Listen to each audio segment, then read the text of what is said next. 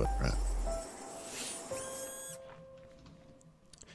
Today's podcast is sponsored by Security Unlocked, a new podcast from Microsoft focusing on artificial intelligence, machine learning, and security. Check out the links down in the description below.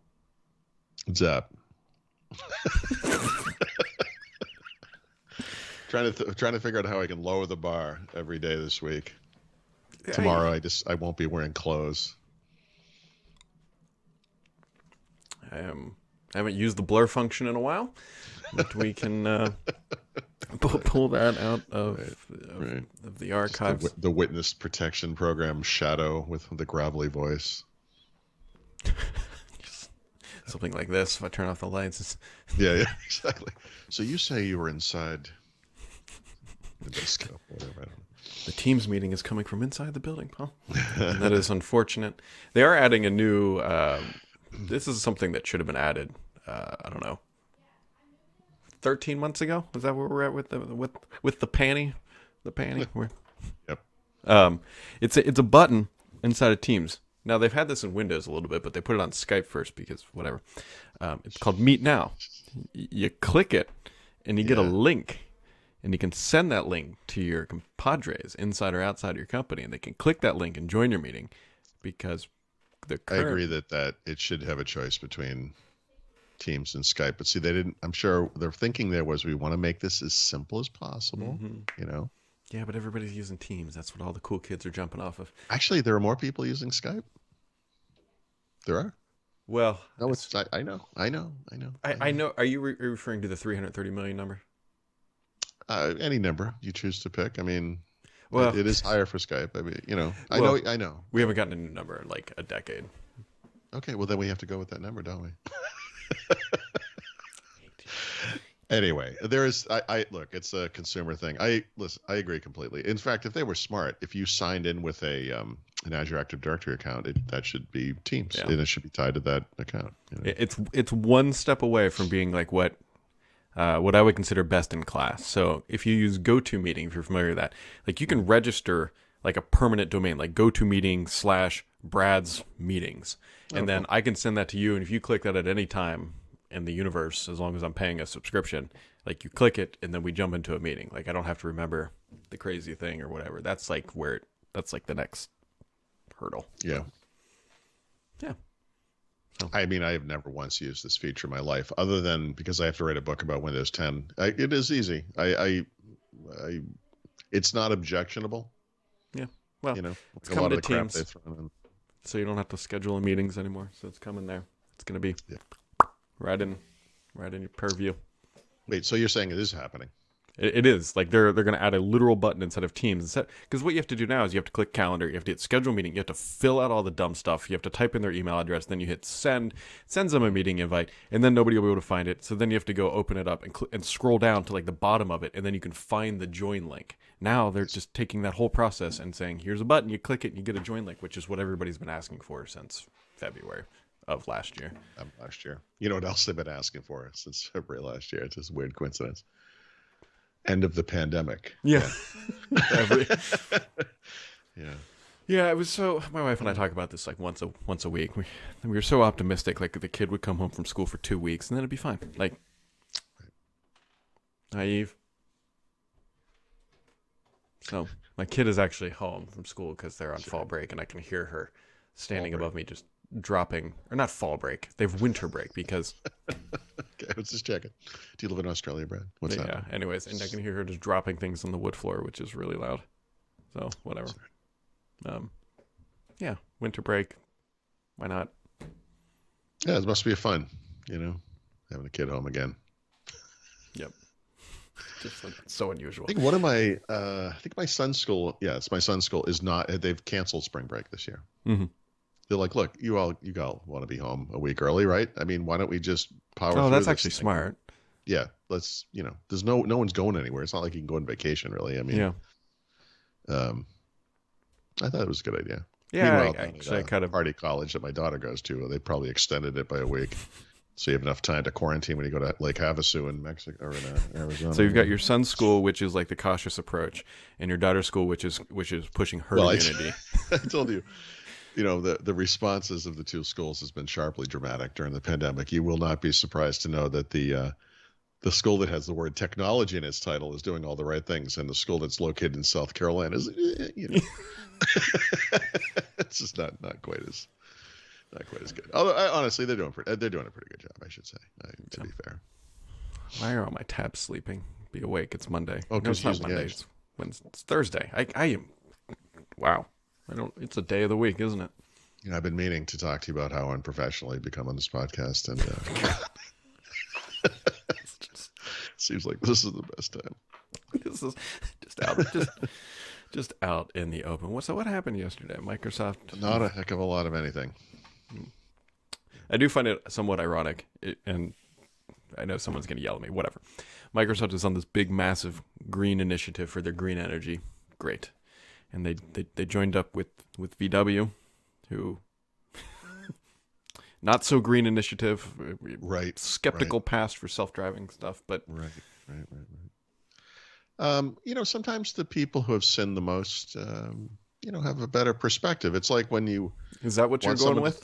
Yeah, you want someone to help you with antitrust. Microsoft might have an opinion about that. They have the experience, but.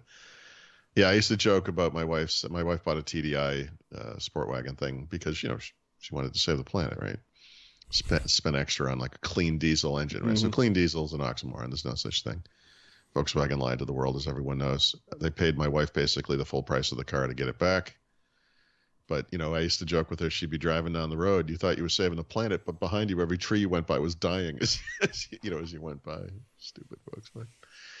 Anyway, time has moved on, and Volkswagen. This is actually kind of interesting to me. It might be a mistake, but I understand what they're trying to do. Volkswagen wants to bring the development of the software that appears in their vehicles in-house, right? Mm-hmm. So today, I guess less than 10% of the software in their vehicles is made by Volkswagen-owned companies, and they want it to be, I think, 60% by 2025. And their internal development of an automated driving solution is part of that effort, right? Mm-hmm. And they're going to host it in Azure and take advantage of all the compute and data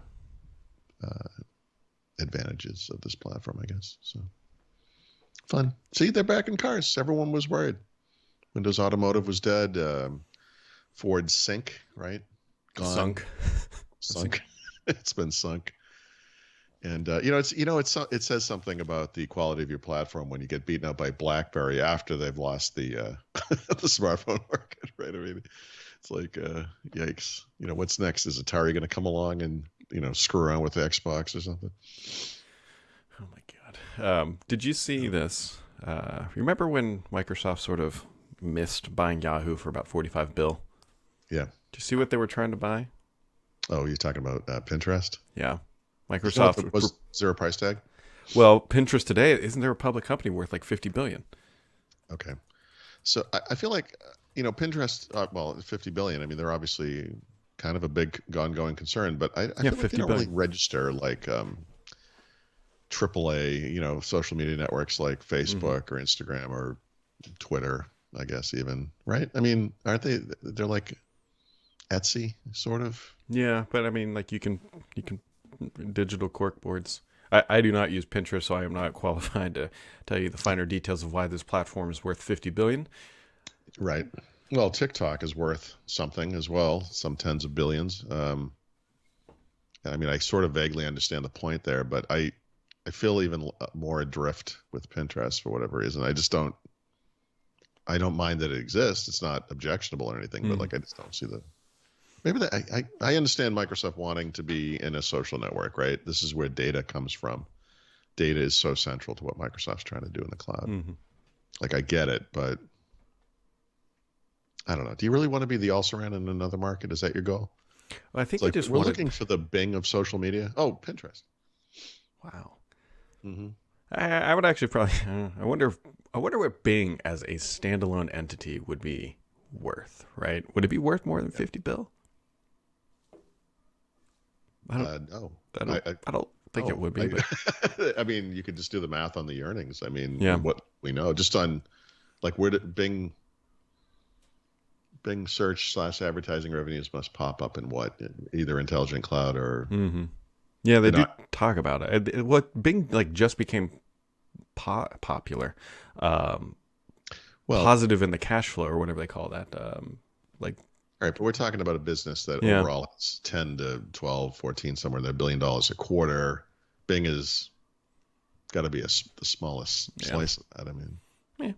Anyway, so apparently they tried to buy them because they want to put them on Azure, and they said no, or just maybe not yet. We'll see. Who knows? I don't know. One day our press releases will be pinned to a board, Paul, and we'll have to like go scurry Pinterest to find them. if we start pinning stuff to corkboards, something has gone horribly wrong at this point in our lives, right? I mean, I don't know. That's what Pinterest is. It's very. You can share your boards. You can. It's a demographic my wife uses, and that is the proper demographic. Housewives?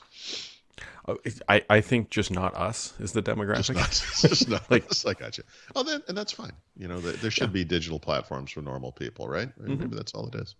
Yeah. Well, and it also ruined like Google image search. There's also that. I mean, they kind of monopolized. They're the ones that sued over the. No, wasn't that Getty? But the problem is like you'll search something on Google Images. You'll be like, I don't know, RS5, because that's what I was searching when I was sending Paul a nice message on Twitter, and then you'll see one. You'll be like, oh, I'll click it, and then it takes you to Pinterest, but then you can't actually see the image until you log in. Yeah. And that's the worst. Yeah. That is the worst. Yeah. So the thing you're referring to is kind of interesting because, there's been a lot of movement on the schedule for such things as Project Reunion, right, which is the bringing together of UWP and Win32 supposedly, and Maui, right, which is the next version of Xamarin.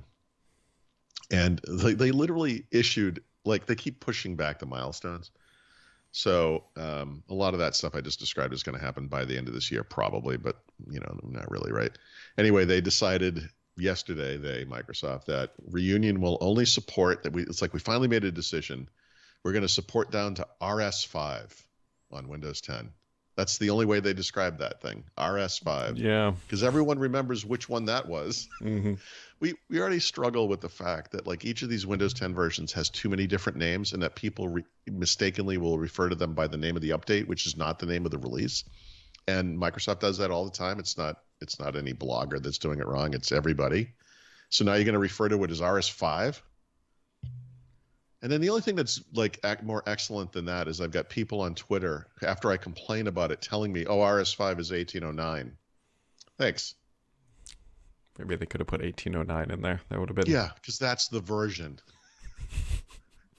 I mean, yeah, thanks. I'm new to this Windows thing, but the point is, developers, normal people, whoever's going to read that and be like, "What the." You just tried to explain something to us. Now I got to look up what the thing is that you explained it as. I'm wondering too if they pick that date because they actually have a realistic deadline of when Reunion might be, kind of feature complete. And they look at it and be like, look, by the time this thing is feature complete, 1809 will be 3 years old or something like that, 4 years old. It's going to be out of support or whatever. Yeah. Like why even... Yeah. No, so the complexity of RS5, the complexity of Reunion for Microsoft is the thing that makes it wonderful for the rest of us, for developers especially, which is they now they are supporting multiple versions of Windows 10. Developers don't have to worry about that. They just target Reunion and their app will run on any version of Windows that's supported. The hard work is done by Microsoft. It's the, I don't know if it's the right way, but I think it's the right way. It's the better way. So Microsoft is doing this. In other words, it's not some developer sitting out there going like, "Oh, come on, I really needed this to work in 1803." Like seriously, it's like 3 years ago. Come on. As they tweet that from their classic version of Edge, which is about to get ripped out from underneath their feet. Exactly. So, anyways, today's podcast is brought to you by Security Unlocked. You can find links down in the description below. Go directly to the site at securityunlockedpodcast.com. Bum, bum, bum.